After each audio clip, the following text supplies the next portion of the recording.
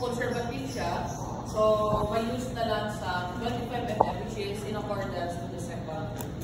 Okay? So we will use the 25 mm, the DB is your selected main reinforcement for the member, and then the aggregates or DAG, that is your nominal size of the aggregates. Okay?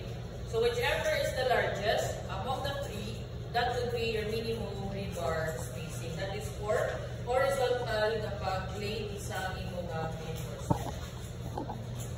For parallel non-pre-stressed reinforcement placed in 2 or more horizontal layers, meaning more than 1 na ang imong layers sa reinforcement, the double layer ka na, the 3 layers ka na. Then the reinforcement in the upper layers shall be placed directly above the reinforcement in the bottom layer with a clear spacing between layers of at least 25 mm. Okay? So kung ang atong typical na nominal size na aggregates na ginagamit is about 3/4, that is equivalent approximately to 19 mm. And if we have a minimum clear spacing of let's say 25 mm, sulod sa gyapon, it can still pass through that space. Okay? So, muna siya nga may gina-stipulate, may gina-specify ang code sa minimum clear spacing between rebars is for the aggregates to pass through. Kag hindi ta maka-create sa congested na rebar reinforcement or rebar arrangement. Okay? Hindi ba lang tutok? No? Hindi ka pwede ka pag-gustulan talat-talat sa imong kabilya without considering na kung magpasyada ka ba si masangit ang mga bato. Okay? So then point 3, for longitudinal reinforcement in column, so this is now for vertical reinforcement or vertical bars placed in columns, pedestals, struts, and boundary elements in walls, clear spacing between bars should be at least the greatest of 40 mm, 1.5 dB, and then the 4/3 the aggregates. Okay? So, muna siya ito na gamiton. So, ang point 3 na ito, we'll use this once mag-column design and column analysis na ta. 1 and 2 will be using for all structural members. Okay? So, we have a special type of concrete, ang fiber reinforced. So, ang iya na reinforcement is not a typical na rebar, but a fibers. No? Fibers na high tensile. So, ang intent, sini nga mga special type of concrete is to reduce the weight of the RC. So, kung RC natin is 23.6 kN per cubic meter ang weight, ang fiber reinforced, that is lighter na sila. Nasa 17 to 20 na lang na ang ilang unit weight. So, kung ma-reduce mo ang dead weight sa imong members, then ma-reduce mo man ang moment that it will be developed in the member. Okay? Kaso lang, ang downside sini, using the fiber reinforced concrete is limited lang iya na application. Hindi siya pwede for, let's say, more than 3 stories. Hindi siya pwede for 6 stories. No? So, typically, ang iya na magamit, ang scope, ang application niya is for small scale na mga structures. Okay? So, muna siya ang fiber reinforced concrete. So, for the high strength concrete naman, we consider concretes na high strength if ang iyang frequency is more than the 6,000 PSI or more than 42 megapascal. Okay? So, for the reinforcement or reinforcing steel, we have 2 types in terms of its exterior or appearance. No? We have the plain or deformed rebars. So you think, ano ginagamit natin sa reinforced concrete natin ng mga members? Is it the plain or the deformed rebars? Deformed. No? Ako na siyang may rib siya sa exterior face niya. Ang plain, of course, ang smooth ng mga reinforcing steel.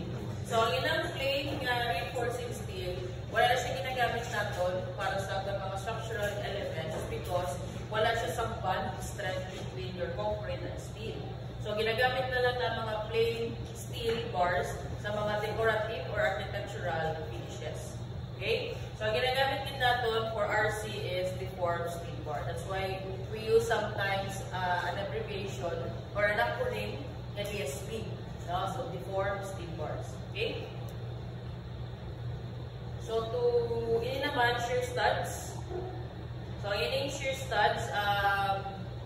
Usually, ginagamit ito sa steel applications. So, kung conventional ang concrete or RC ginagamit natin, wala kang nagigamit sa ning. No?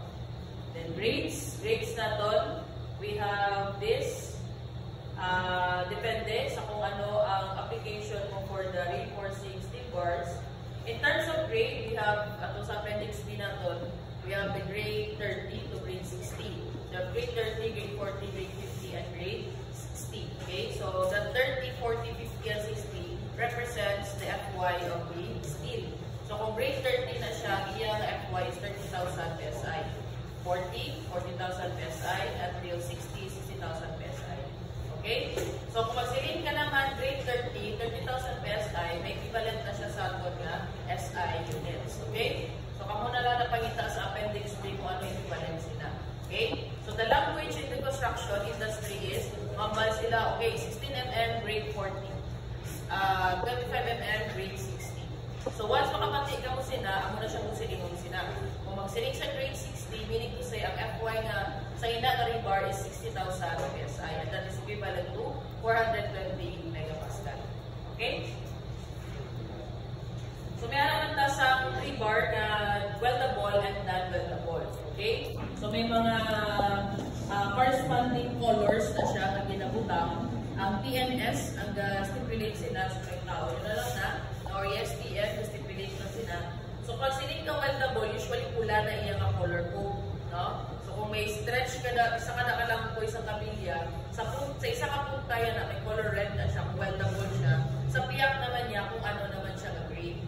So kung green, hindi ko familiar sila, may gabasa na lang ko na sa tab. Okay? So, pero malan ko yan, pag may red na sa isa ka-ends ang kabilya, weldable na siya. Pag white na siya, then that's not weldable. So, by the term itself, kung weldable siya, pwede siya ma-weld. Diba? Pwede mo siya Pero ang welding niya, hindi siya yung pag gusto ka lang welding. There is a correct process in welding rebars. And correct or proper application kung saan na siya pwede weld o hindi. Okay? So, as much as possible, kung pwede man lang, i-avoid natin ang mag-weld sa kabilya. Okay? Kaya kabaro naman kita, kung welding, there is heat, no? High temperature heat. And kung ang steel mo, i-countered by a high temperature heat, it will melt. Diba? And kung ma-alter na ang properties ng atong steel, ma-alter man ang iyang FY, ang iyang tensile strength. Okay? So, hindi na siya the same sa kung anong i-decide na para siya. Okay? So, as much as possible, this can weldable pa na siya, i-avoid natin ang welding. Okay? So, corrosive. Kasi na, ang steel natin is prone to corrosion. So, this is how you read the letters sa nakapunta sa body sa steel. Okay? So, ang gray area, naka-shade gray, wala siyang SI. Tapos, ang sa piyak, English. Okay, so you there, grade 60, grade 420, grade 75, grade 520, grade 40, 50, grade 300, and 350. Okay? So, loads. I-explain ko pa rin. No? May kabalo naman ako sila. No? Dead loads, light loads, environmental loads, which has your snow and ice, wala ko sila. And rain load, wind load.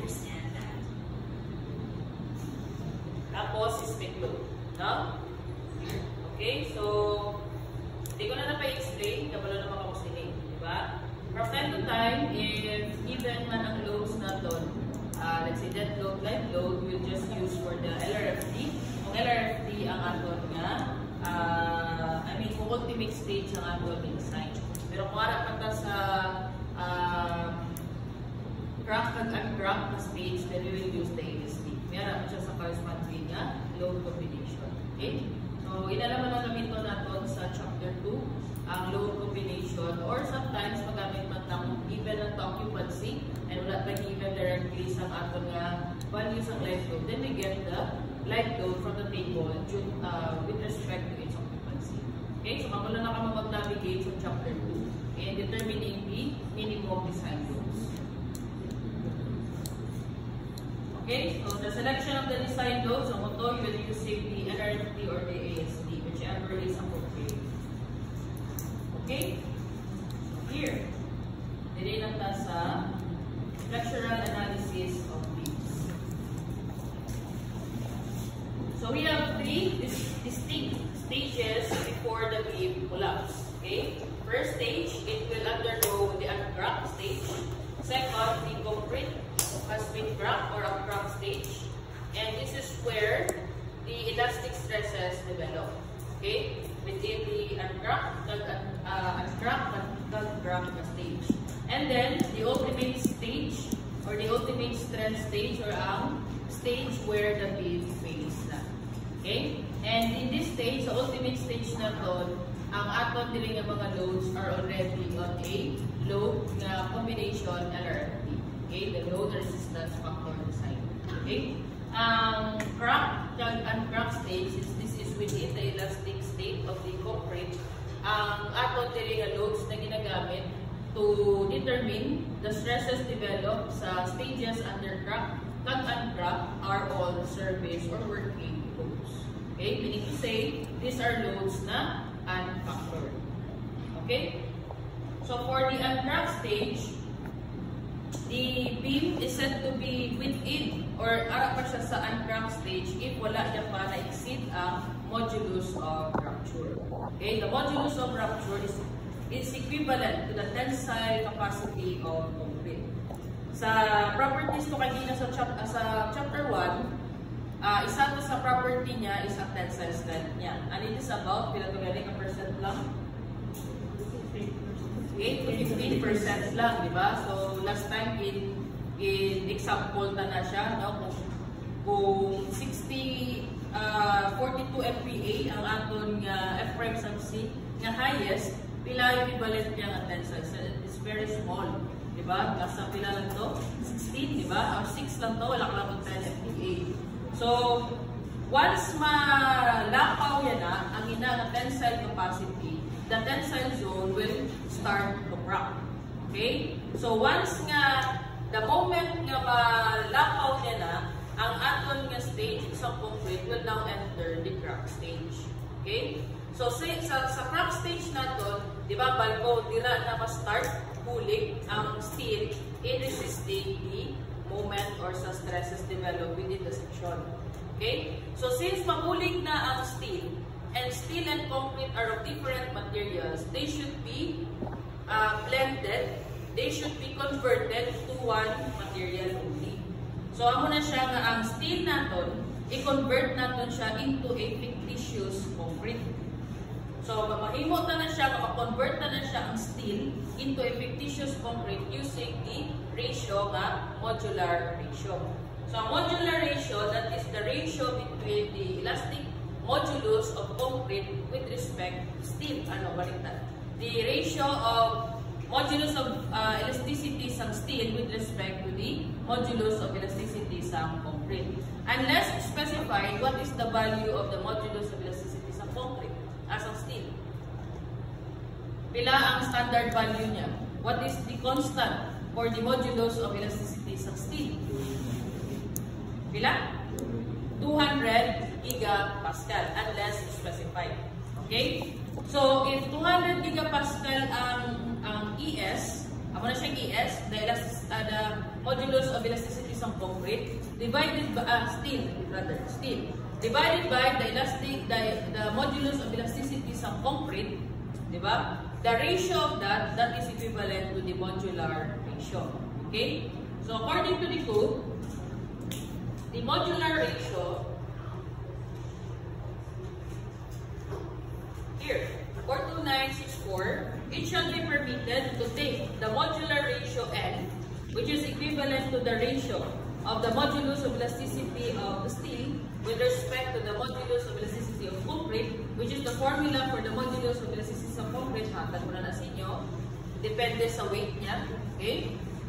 As the nearest whole number, but not less than 6.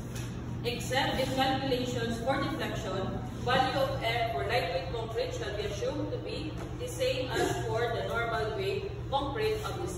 So since wala man taga-calculate serviceability, so we neglect the second sentence. We just focus on i-consider na lang niya ang per sentence. Wherein, the modulus of elasticity is equals to ES over EC, but not less than 6. Okay? So you take the nearest whole number. So pag select ka nearest whole number, is it the upper limit or ang lower limit? So for example, be 5.1. Will you have it 6 or 5? 5. So enough. Okay, so the nearest whole number. So that is in 429.6.4. Okay. Atong modulus of rupture, at crack stage, at small loads when the tensile stresses are less than the modulus of rupture, the bending tensile stress at which the concrete begins to crack. The modulus of rupture, the formula of this is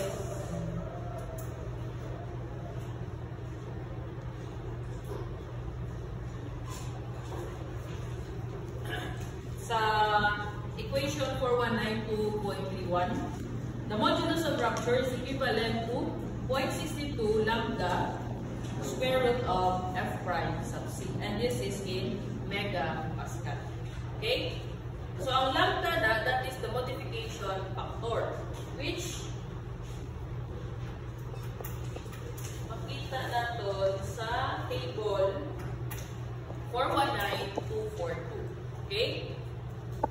So, this modification factor depends on the density of the concrete. So, if you have the all lightweight, the value of the modification factor is 0.75. The lightweight with fine blend, then you have the value from 0.75 to 0.85. Sand lightweight, you have the 0.85. Sand lightweight to coarse blend, 0.85 to 1. And then for normal weight concrete, you have a lambda of equal to 1. And usually, ang ginagamit natin is normal weight. Because ang normal weight natin ng concrete, normal weight ang aggregates, normal weight man ang aggregates, no? And ang iyang ang cement. Okay? So, if the problem specifies lightweight, then gamit ka 0.75. No? If the problem states that the concrete is lightweight, tapos nag-blend siya to other coarse aggregate or other fine aggregates, then you use the other values for the lambda. Okay? So, you just have to navigate lang man sa table. Okay? So, may aral sa footnote, no? May footnote siya nga 1. Linear interpolation from 0.75 to 0.85 is permitted based on the absolute volume of normal weight fine aggregate as a fraction of the total absolute volume of fine aggregates. Okay? So, saldam na naman yung ginawbra unless kung may anak ang specification sa percentage mo of your fine coarse aggregate. Okay? So, usually, normal weight na ginagamit natin din. So, yun na. So, malampaw to ang modulus of rupture, then the concrete begins to crack. So, once the concrete has cracked, it will enter now the stage of the crack stage. So, as the load is increased, after the modulus of rupture of concrete is exceeded, cracks begin to develop in the bottom of the beam. This is true for positive moment, okay? Because sa bottom sa beam natin nila ang iyang tension zone, okay? The moment at which this crack begins to form, that is, when the tensile stresses in the bottom of the beam equals the modulus of rupture, that is the boundary line. And it is referred to as the cracking moment, or MCR, okay? So, once na exactly equal na yun ang modulus of rupture sa tension zone, then ang capacity or ang equivalent nga moment na makarry niya is equivalent to the cracking moment.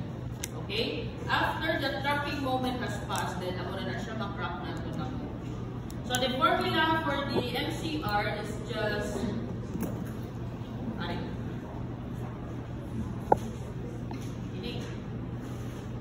dira halin ang formula sa cracking moment. F is equals to My over Ig. F is the flexural stress, equals to M, which is the moment. Y is the height of your tension zone divided by the gross moment of inertia. And this formula is the formula sa flexural stress or bending stress. Okay?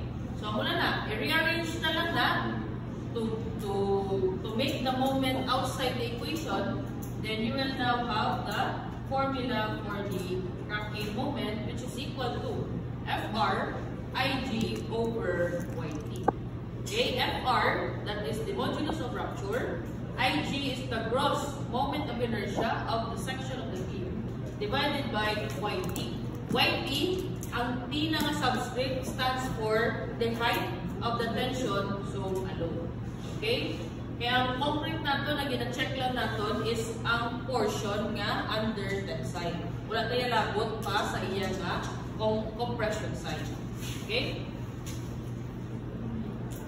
So this is the formula for the cracking moment. MCR is equals to Fr Ig over Yt. Kung hindi ka gusto sa ulo na, o just be familiar of the bending stress formula, which is My over Ig. Okay? So the stress strain diagram for the uncracked stage is this. You have a section, the strain, okay? So ang strain natin sa babaw, that is the strain of concrete in compression, and then sa dalong, you have the strain of concrete in tension, ini. Kumaga deformation, this one, dira, tapos ini. Ini naman niya, the strain of steel in tension. Okay? Pero ini too less gamay-gamay na siya. No? Kaya diri sa uncracked stage natin, ang resist lang sa stresses natin is the concrete alone lagi. Kumbaga, sa uncracked stage, belonging sections ng concrete resist sa stresses. Okay? So, ma-deform siya, yes, ma-deform siya, but not to the point na ma-deform siya nga ma-fail siya. Okay? So, correspondingly, ang stress diagram niya is ini. Sa babaw, you have the compressive stress of concrete. So, that is FC. Okay? Hindi siya ang F prime sub C, ha? Ang F prime sub C is our design compressive strength.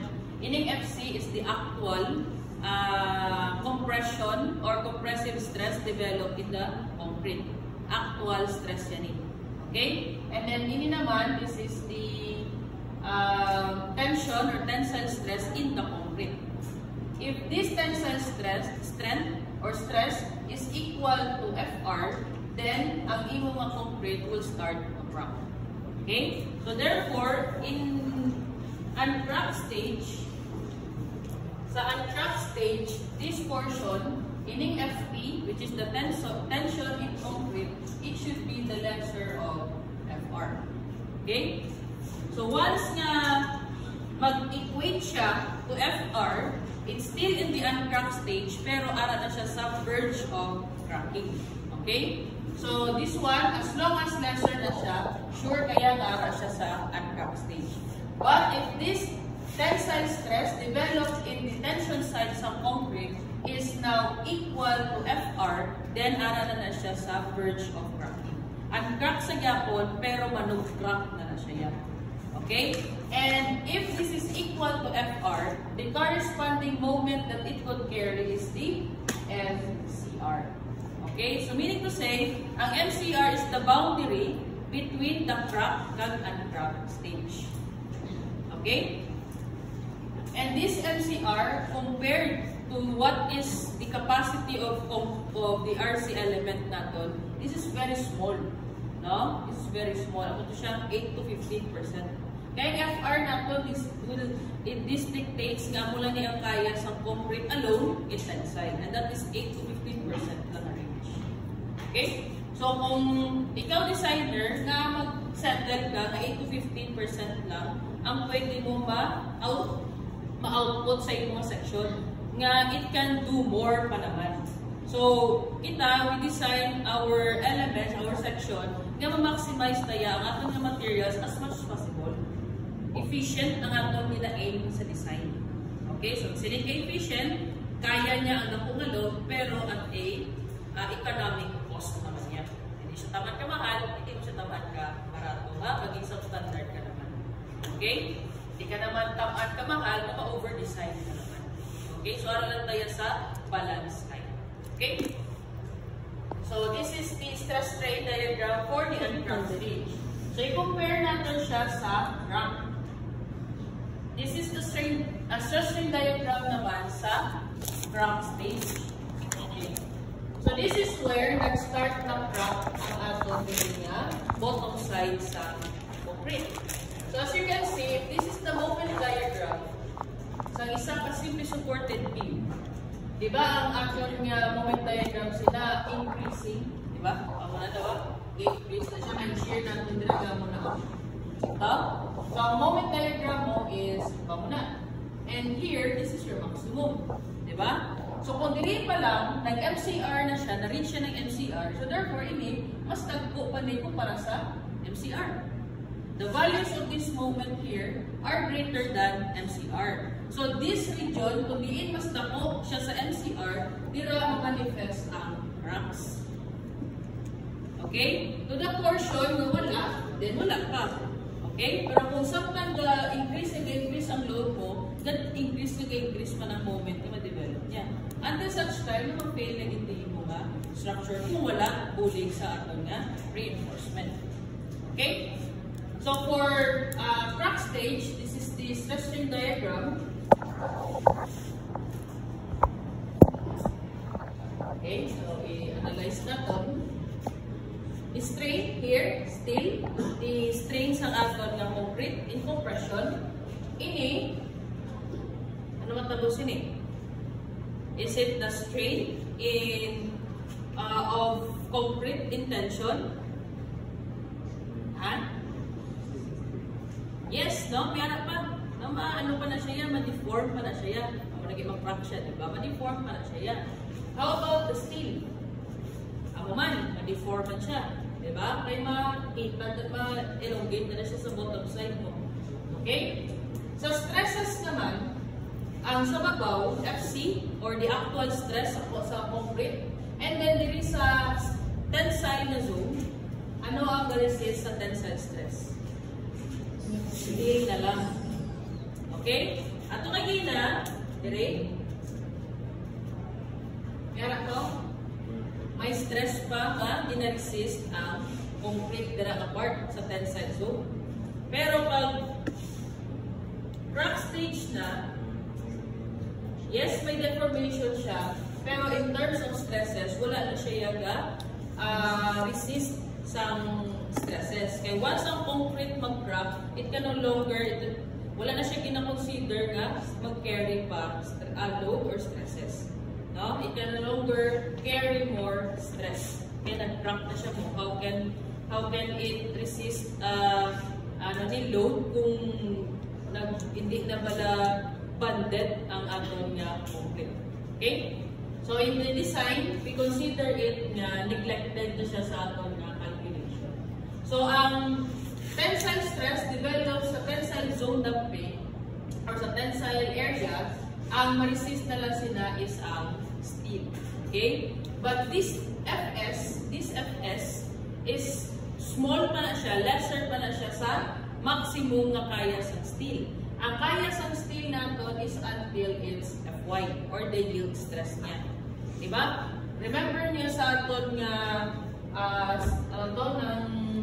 stress strain diagram na gamo na siya, diba? So, ang yield natin is here, diba? Kung diin siya almost horizontal. And then again, this is the ultimate. Okay? So, ang sa steel natin, ginagamit din natin is ang iya Fy. Okay? This portion, ini, and Fy is within the plastic state na ha. Fy is within the plastic state. This is where nga ga-increase ka, wala ka nag-increase load, pero ga-increase na yung mga deformation. So, ako ni siya nga horizontal ang iya nga strain diagram sidra. So, ang dire, a portion from here until mag-rupture siya, that is now your allowance or yung imo nga safety net, factor of safety para sa rebar. Okay? So, ano yung pinaka-max na ano natin, na ma-consider for the steel. Okay? So, if this Fs, the actual tensile stress developed in the steel, for crack stage, this is lesser than the Fy. And of course, this one is lesser than the F prime sub C. So, ining F prime sub C na to, that is the maximum compressive strength naman na kaya sa concrete. Okay, ano siya ginatawag natin ng design compressive strength. Okay? Okay?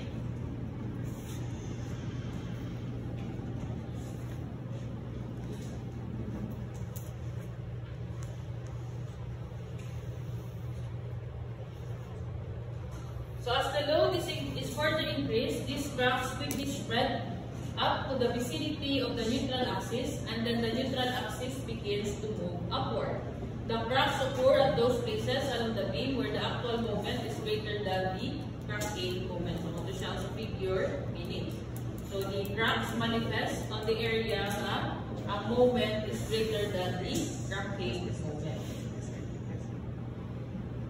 So for the top fibers, as the compression stress of the top fibers is less than about half of the concrete's compressive strength F prime sub C, and as long as the steel stresses is less than its yield stress.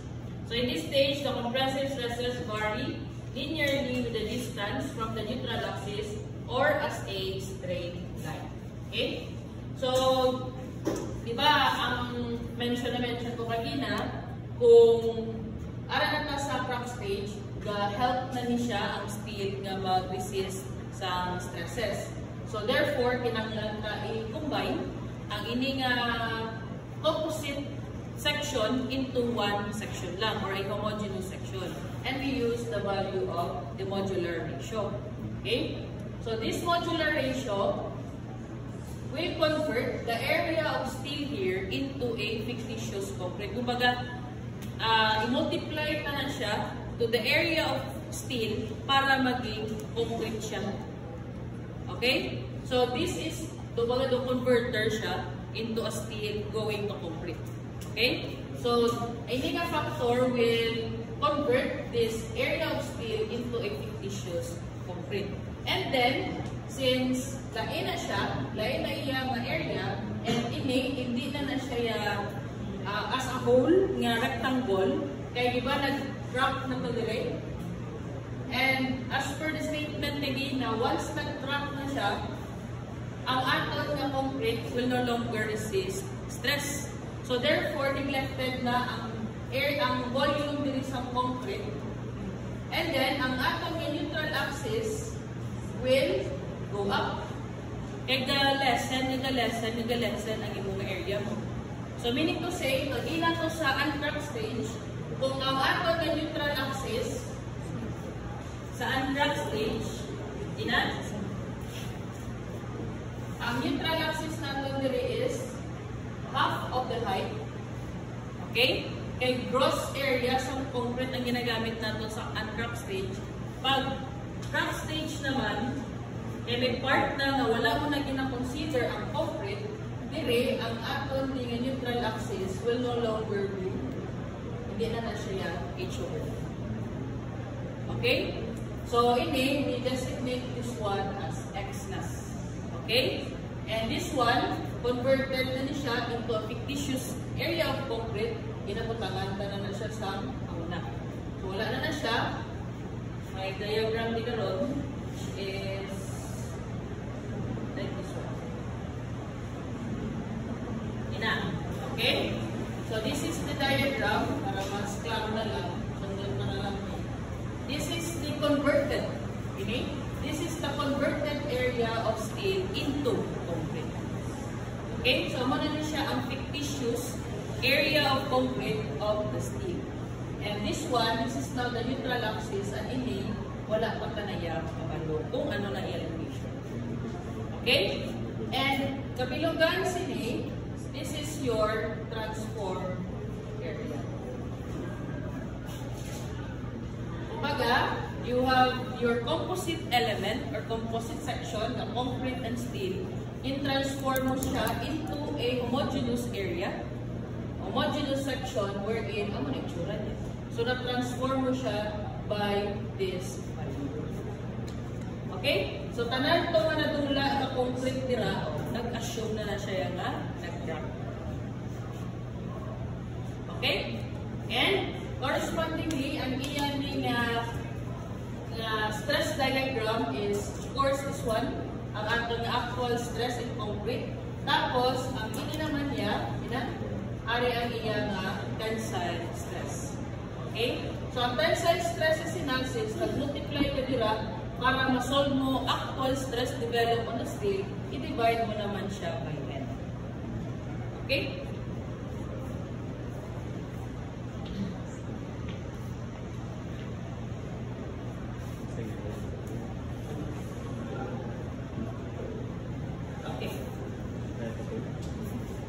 So the surface or working loads are the loads that are assumed to occur and actually occur when a structure is in use or a surface. So in crack and crack stage, we are using surface or working loads. Kung sa ano pa, unfactored loads natin. For dead load, live load, wind load, and earthquake loads. Okay? So as the load is increased further, so that the compressive stresses are now greater than half of the F prime sub C, the tensile cracks move further upward, so as does the neutral axis, and the concrete compression stresses begin to change appreciably from the straight line. So hindi na siya, it will now vary, hindi na siya linear, no? Kung kanina linear na siya, ini ang triangle na, ang iyang nga compressive strength sini is linearly varying. Once nga magsulod na siya sa ultimate strength stage or ultimate stage, ang iyang compressive stress will now behave nga unlinear, okay, or non-linear, such as that one. Okay? So ma-curve na aton nga compressive stress diagram for concrete na part or compression na part.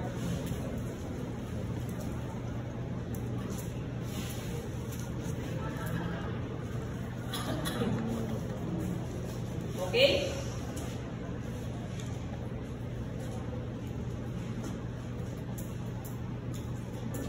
Okay, then for this initial discussion, it's assumed that the reinforcing bars have yielded. Okay, so for the corresponding stress strain diagram of ultimate stage, we have still our section. So the same section lang to kanina, sa graph pa kanto diri, same section lang to. Pero part by part na ang stage kung paano siya mag-undergo until it will collapse. Okay? So in this stage, we have now the strain. No? So ang strains natin diri is, again, the strain sa concrete. And here, ang strain natin will not be equal to 0.003.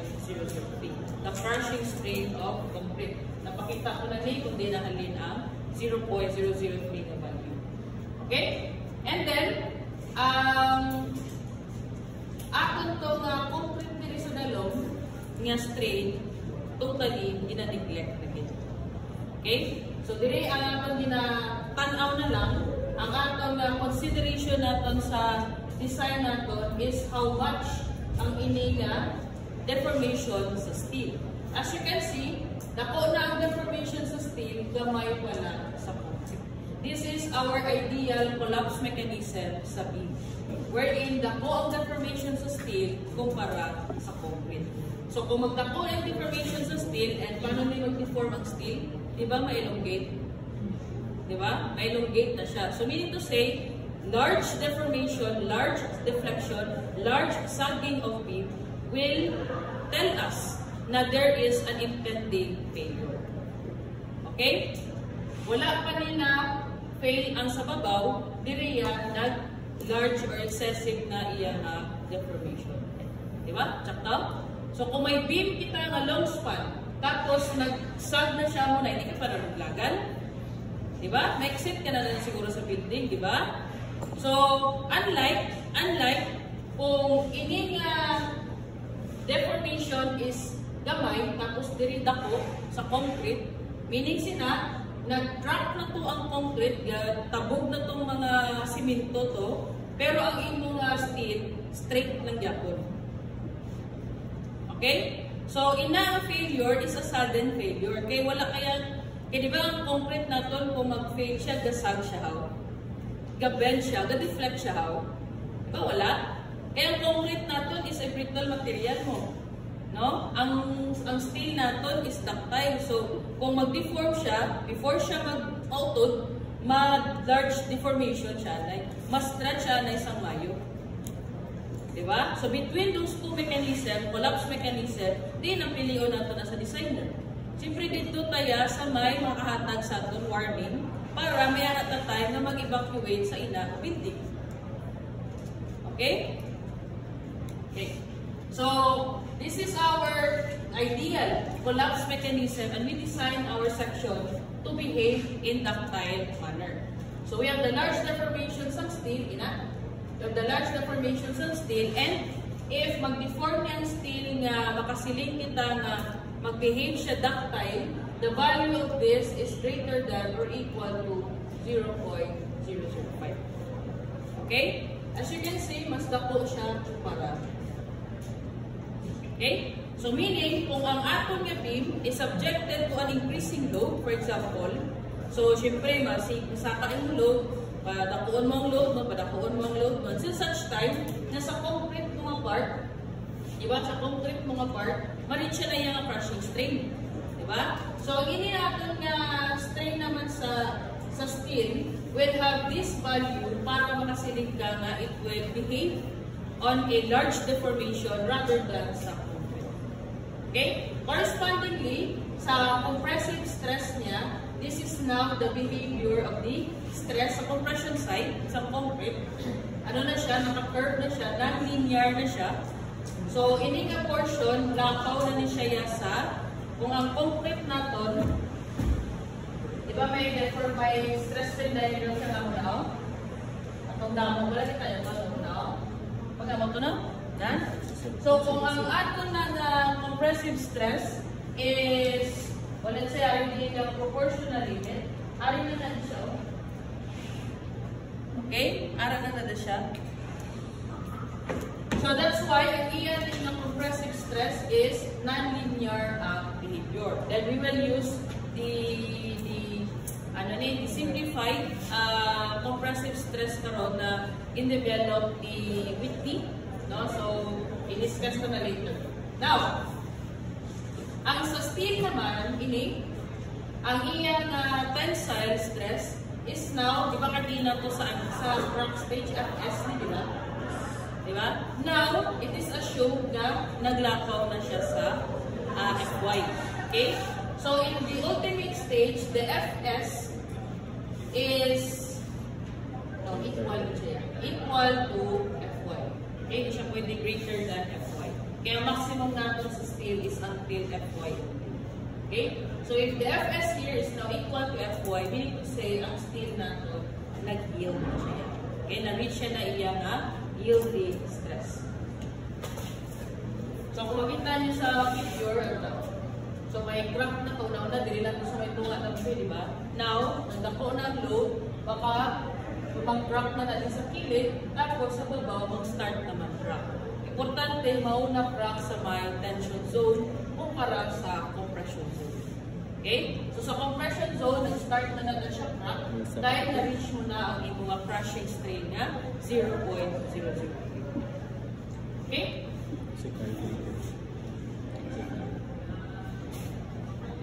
So, the moment curvature diagram, the capacity, the moment carrying capacity of the section for each stage.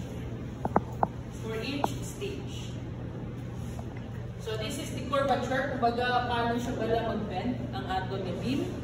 Tapos, ini naman niya ang capacity niya to carry moment.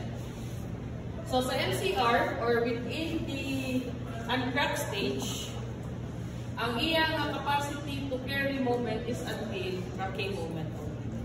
And then, ang iyang curvature is gamay lang. Okay, gamay lang yan. Magsiling na curvature, di ba, ano na siya? Kung ang beam mo na, and it will bend na na. Ang curvature mo, di ba, is the center of this. This is your, ano nga rock. Di ba?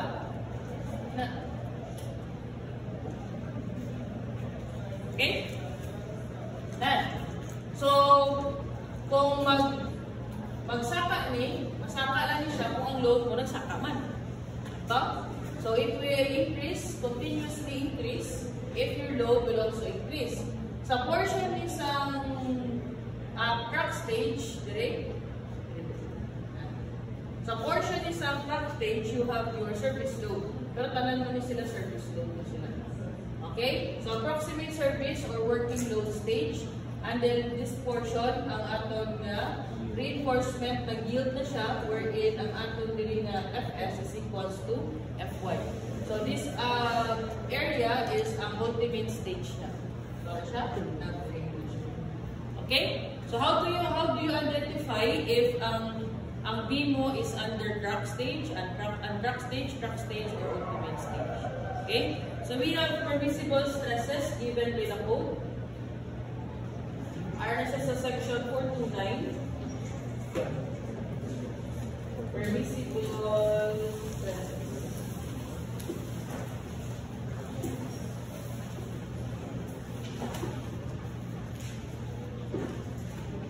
So, section 429, I think sa mga naka-second printing, wala na ang section 429. So, for those na naka-second printing ang NSCP, you photocopy section 429, kaya first printing lang ang mayara.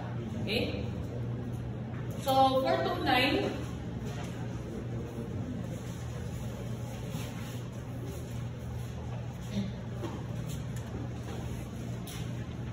point 1, stresses in concrete shall not exceed the following. So, for flexure members such as the beam, the maximum compressive stress or the FC, FC, it should be 45% of the F prime sub C. Okay? Kay ano kay gina kay McCormack, ang iyang context is within crack stage siya kung kaya 50%, kaya bali about one half of the concrete's compressive strength. Pero sa NCP naton, ang gamit naton diri, instead of one half, we use the 45%. So if the actual, ang FC naton, or ang actual compressive stress developed in the compressive concrete, if it is lesser than or equal to 0.45 F prime sub C, then you are within the elastic stress. Okay? Para ka pa lang, wala ka pa naglabot sa ultimate stage. Okay? Wala ka pa naglabot sa ultimate stage.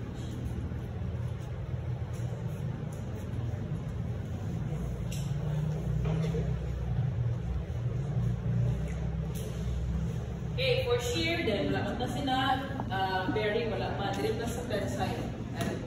Sa steel naman, sa steel. Tensile steel in reinforcement or the FS shall not exceed the following. We have grade 280, grade 280 ang iyang megapascal, ang Fy niya 280.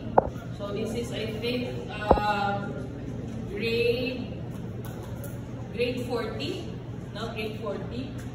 So for grade 280 reinforcement or Fy is equal to 280.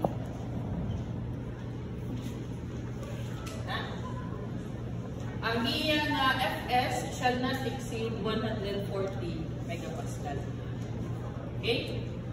Ang Fs should be lesser than or equal to 140 megapascal. For grade 420, this is your Fy equals to 420 megapascal. Reinforcement or greater and welded wire fabric, plain or deformed, so wala man kasi yung gamit. ba? Ato niya is the deformed sleeper. So for grade 420 reinforcement or greater. Okay? Pero ang max natin for a traditional or conventional RC is until 420 lang. Okay? Ang next na is grade 70 and that is grade 520. Okay? So 420 lang sa stock. The FS niya should be lesser than or equal to 170. Okay? Then, for flexural reinforcement, meaning reinforcement used as a flexural reinforcement, ginasbutang siya sa flexural members. So, isa na dila ang beams, ang slabs. Okay? Number 10 mm or less in one-way slab of not more than 4 meters span but not greater than 200 megapascal. So, ang FS natin dili should be lesser than or equal to 0.5 but also lesser than 200 megapascal. Remember yan? For flexural reinforcement, number 10 mm on diameter or less in one-way slab of not more than 4 meters span but not greater than 200 megapascal. Okay?